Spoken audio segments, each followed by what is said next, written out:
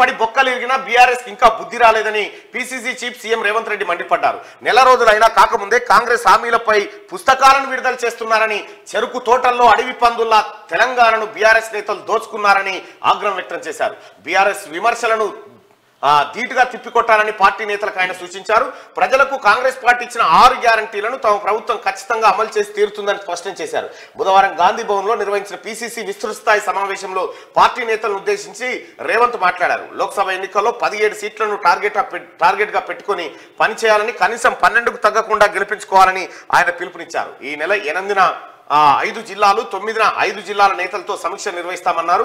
ఈ నెల 10 నుంచి 12 వరకు 17 పార్లమెంట్ నియోజకవర్గాల ఇన్ఛార్జీలతో సన్నాహక సమావేశాన్ని నిర్వహిస్తామని చెప్పి ముఖ్యమంత్రి రేవంత్ రెడ్డి గారు చెప్పడం జరిగింది.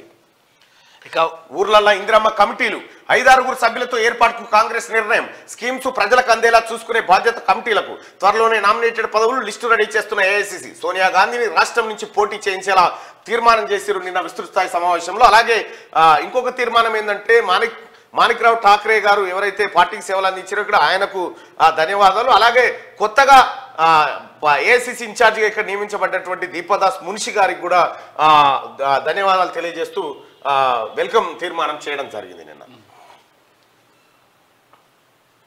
ఇక్కడ ఇంకా గమ్మత్ ఏంటంటే, ఇంకా సిగ్గు లేకుండా ఎందుకు అరుస్తాం, 20 నెల రోజులు కాలే కాంగ్రెస్ పార్టీ వచ్చి ఇక అధికారం పోయిందని వాళ్ళు ఆగమాగం అయిపోయి ఏం మాట్లాడుతున్నారు, అంత పిస ఆగమాగం అయితే ఉన్నాడు కేటీ రామారావు. ఇంకేడా పనేసురు కాకపాయే, ఇంకా మీ ఒక్కొక్క పైలు కదలు, కదలాల్సిన పైలు చాలా ఉన్నాయి. ఇంకా అవి గుర్తుకు రాకుండా ఇట్లా చేస్తున్నారు లెక్క. 9 ఏళ్ళైనా కానీ పసుకూర తెలంగాణ, బుడ్డపిల్ల తెలంగాణ.